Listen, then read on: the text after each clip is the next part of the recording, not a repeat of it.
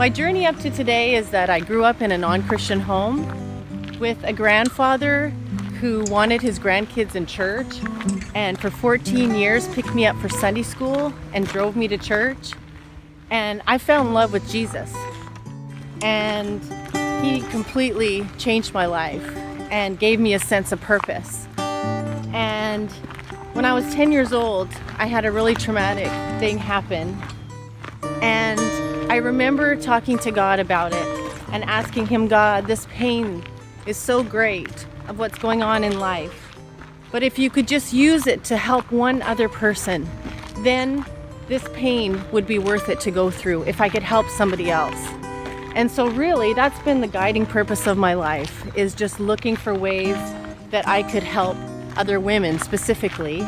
And that's where my passion for women's ministry came from. Just understanding so many hard things in life and looking for other women to journey with. And Gifted for Purpose really came out of that. I got so excited about trying to find my own purpose and doing ministry and working with other women that I got a burning passion to want to help other women to also find their purpose. Because in a woman's life, we go through so many different seasons. And I find nowadays that social media is really affecting the way women relate to one another. And I find women are hungry for relationships. And so through these workshops, we get the women all together in the same room. There's lots of conversation going on. There's time for them to journal and think for themselves. And as women find their purpose, they get so excited and they go out and make a difference in their communities, in their churches, in their neighborhoods.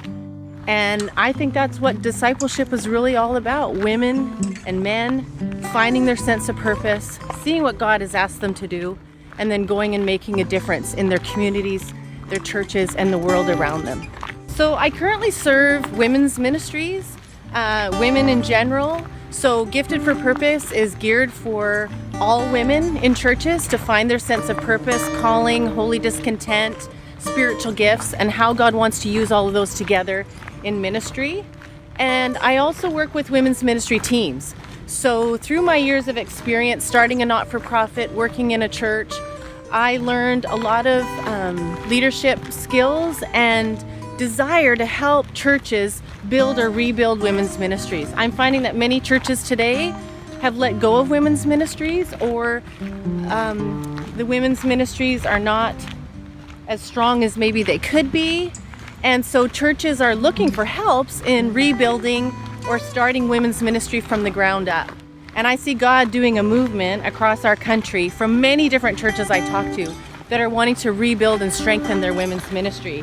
And so First Steps is designed to help churches specifically rebuild their women's ministry from the ground up, starting with a vision statement, working alongside their church's vision statement, how to build a team, how to choose team members, and then how to deal with conflict, how to build a ministry from a sense of purpose and projected outcomes.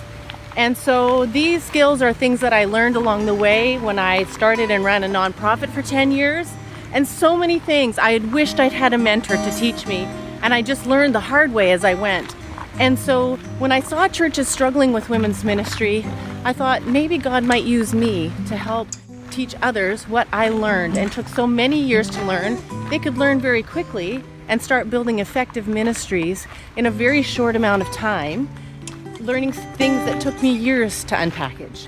So that's part of my passion for First Steps, is helping churches to build strong ministries. I project that women's ministry is on an upswing in Canada and the US. I believe that women's ministry is on the uprise again. I see God moving in so many different areas.